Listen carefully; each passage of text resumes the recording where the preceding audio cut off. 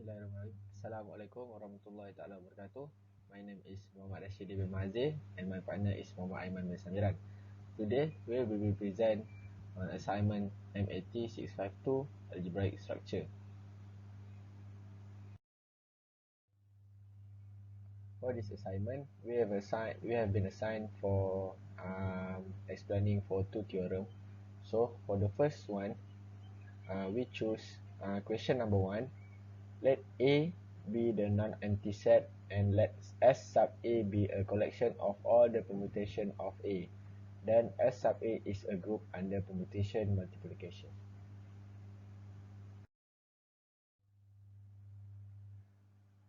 There are 4 groups of properties that we need to be proved, which are closure, associativity, identity, and inverse. So for the first one is closure. In this theorem, for the closure the permutation are bijective function and the permutation multiplication is composition of the function. As we know, the composition of two bijective function is bijective. Thus, the set of permutation A is closed under permutation multiplication. So, for the next one is associativity. Permutation multiplication is the composition of the function. The composition of the function is associative. Thus, we know that permutation multiplication is associative. The third property is identity. Firstly, we let rho naught be the permutation defined by rho naught alpha equals to alpha for all alpha subset of A. Then, for any permutation phi subset S sub A, we have rho naught composed with phi equals to phi composed with rho naught, then we will get back phi. Thus, rho naught acts as the identity element in S sub A. For the last property inverse. Permutation are bijective function. If a function is a bijective function, then the function is invertible. Therefore, for each phi subset S sub A, there must be a function phi inverse such that phi inverse composed with phi equals to phi composed with phi inverse equals to rho naught. Thus, since the group axiom are satisfied, S sub A forms a group under permutation multiplication. Next, I will pass to Aiman for the example. Assalamualaikum warahmatullahi wabarakatuh. I am Muhammad Aiman bin Samiran, and now I will continue the presentation for permutation multiplication. First, we need to determine whether the E is a group or not by checking these 4 properties. The first property is closure. For closure, we need to take our two functions, permutation and bijective.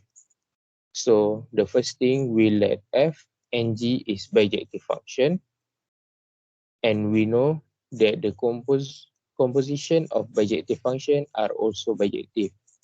Therefore, f compose g is also bijective. So we can conclude that the function is a closure. The next property is associativity. So for associativity, remember that the function composition are associative. So we can conclude that f compose g compose h is equal to f compose g compose h. Therefore, the function is associativity.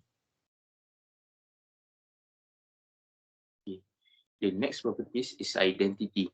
So for identity, we take an example and we let A is equal to the set of 1, 2, 3, 4, 5, and 6, and we let 5 equals to 1 go to 1, 2 goes to 2, 3 goes to 3, 4 goes to 4, 5 goes to 5, and 6 goes to 6. So it acts like an identity. So if we take small a is some element in big A and we multiply it with 5, it will get the answer small a. This will show that phi is an identity. So the next properties is inverse. So for inverse, we let A is equal to set of 1, 2, 3, 4, 5, and 6. And 5 we let is equal to 1 go to 5, 2 goes to 3, 3 goes to 1, 4 goes to 6, 5 goes to 2, 6 goes to 4. And for the phi inverse, we need to let it go back to 5. So we let is equal to 1 goes to 3, 2 goes to 5, 3 goes to 2, 4 goes to 6, 5 goes to 1, and 6 goes to 4. So we can check whether it is an inverse or not by multiplying the phi and phi inverse. So we check 1 goes to 3 and 3 goes back to 1. The next one is 2 goes to 5, 5 goes back to 2, 3 goes to 2, and 2 go back to 3, 4 goes to 6, and 6 go back to 4, 5 goes to 1, 1 goes to 5, and lastly 6 goes to 4, and 4 goes back to 6. So we get back the identity function, and the phi inverse is the inverse for phi. Therefore, when it satisfies all four of the properties, then we can conclude that it is a group. Okay, next we continue with the applying of permutation multiplication. So for permutation multiplication, first I will let the phi is equal to 1 goes to 4, 2 goes to 6, 3 goes to 1, 4 goes to 5, 5 goes to 3, and 6 goes to 2. And I will let sigma is equal to 1 goes to 6, 2 goes to 3, 3 goes to 5, 4 will remain unchanged, 5 goes to 1, and 6 goes to 2. Next, we will multiply 5 with sigma, and we will see that 1 goes to 6, and 6 goes to 2, and we will get 1 goes to 2, 2 goes to 3, 3 goes to 1, and we will get 2 goes to 1, 3 goes to 5, and 5 goes back to 3. So we will get 3 is remain unchanged. Next is 4 goes to 4, and 4 goes to 5. So we will get 4 goes to 5. The next one is 5 goes to 1, and 1 goes to 4. So we will get 5 goes to 4.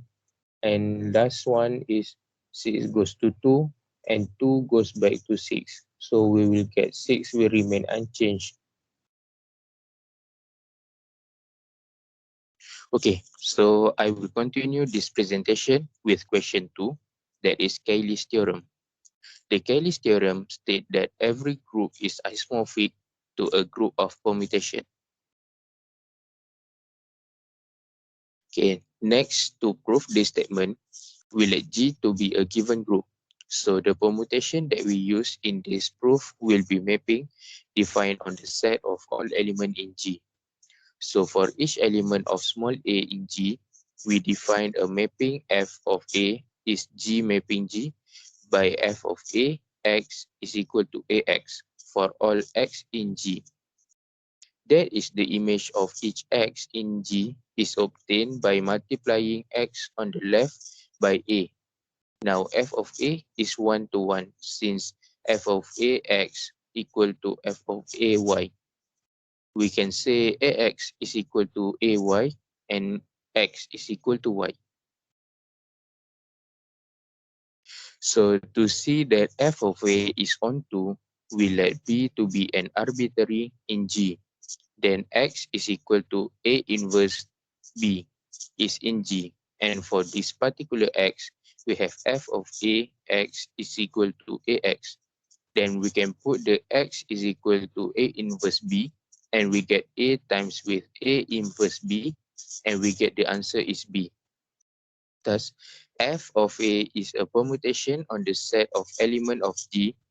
We shall show that the set G prime is equal to f of a, where a is a subset of G, actually forms a group of permutation. So since mapping composition is always associative, we need only show that G prime is closed, has an identity, and contain inverse.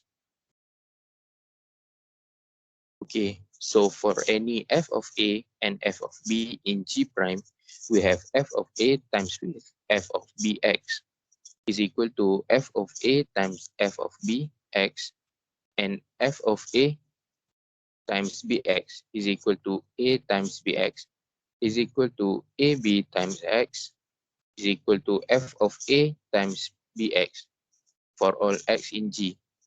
Thus, f of A times f of B is equal to f of AB, and G prime is closed, since f of E x is equal to Ax is equal to x. For all x in G, f of E is the identity. F of E is equal to Ig. Using the result f of A times of f of B is equal to f of AB, we have f of A times f of A inverse is equal to f of A times A inverse is equal to f of E. And f of A inverse times f of A is equal to f of A inverse times A is equal to f of E.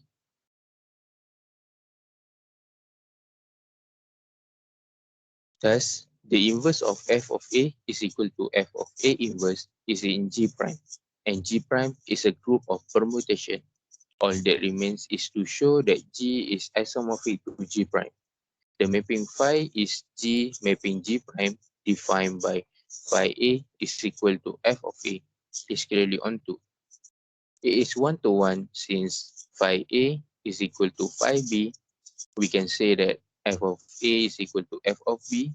So f of Ax is equal to f of Bx for all x is a subset of G. So Ax is equal to Bx for all x is subset of G, and we get A is equal to B.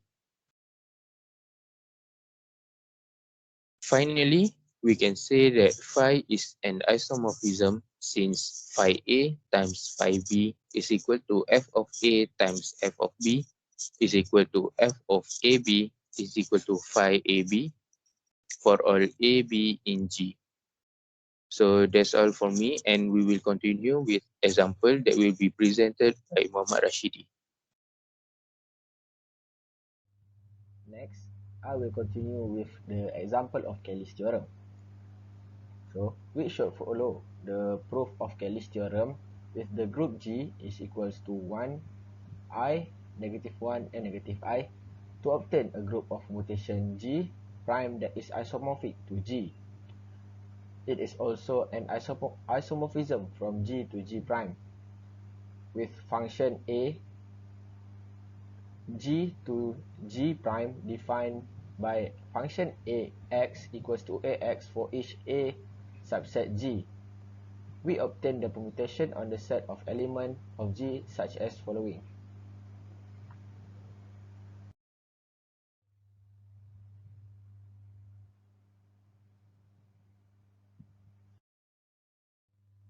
In a more compact form, we can rewrite all those four sets of elements of G as f sub 1 equals to 1, f sub negative 1 equals to 1 negative 1 and I negative I, f sub I equals to 1, I negative 1 and negative I, and f sub negative I equals to 1, negative I, negative 1 and I.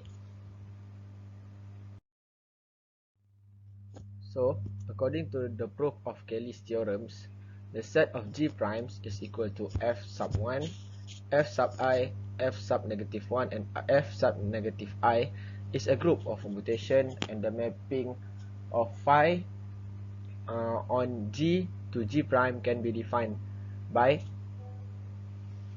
phi 1 equals to f sub 1, phi I equals to f sub I, phi negative 1 equal to f sub negative I, phi negative I equals to f sub negative I. Thus, phi is an isomorphism from G to G prime. That's all from us. Thank you.